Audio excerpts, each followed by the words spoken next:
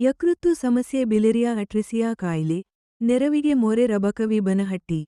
ನವಜಾತ ಶಿಶುವಿದ್ದಾಗಲೇ ನಿರ್ವಿಷೀಕರಣವಲ್ಲದೆ ಸಣ್ಣ ಕರುಳಿನಲ್ಲಿ ನಡೆಯುವ ಬೇಕಾದ ರಸಗಳನ್ನು ಬಿಡುಗಡೆ ಜೀರ್ಣಕ್ರಿಯೆಗೆ ಮಾಡುವ ಮಹತ್ವದ ಕಾರ್ಯ ಯಕೃತ್ತಿನದ್ದು.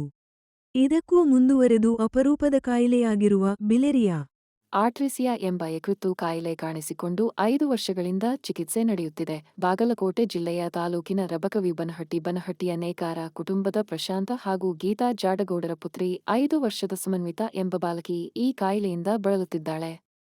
ಚಿಕಿತ್ಸೆಗೆ ಸಂಬಂಧ ಕಳೆದ 5 ವರ್ಷಗಳಿಂದ ಬೆಂಗಳೂರಿನ ಖಾಸಗಿ ಆಸ್ಪತ್ರೆಯಲ್ಲಿ ಚಿಕಿತ್ಸೆ ನಡೆಯುತ್ತಿದೆ.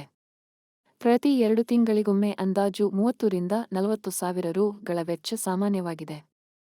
ಶಸ್ತ್ರಚಿಕಿತ್ಸೆ ಅನಿವಾರ್ಯ.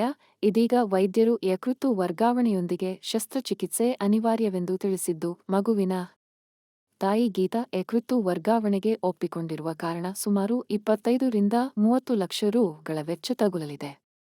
ನೇಕಾರಿಕೆಯಿಂದ ಬದುಕು ಸವಾಲಾಗಿರುವ ಕಟ್ಟಿಕೊಳ್ಳುವುದೇ ಈಗಿರುವ ಕುಟುಂಬಕ್ಕೆ ಆಸ್ಪತ್ರೆ ಚಿಕಿತ್ಸೆ ಗಗನಕುಸುಮವಾಗಿದೆ.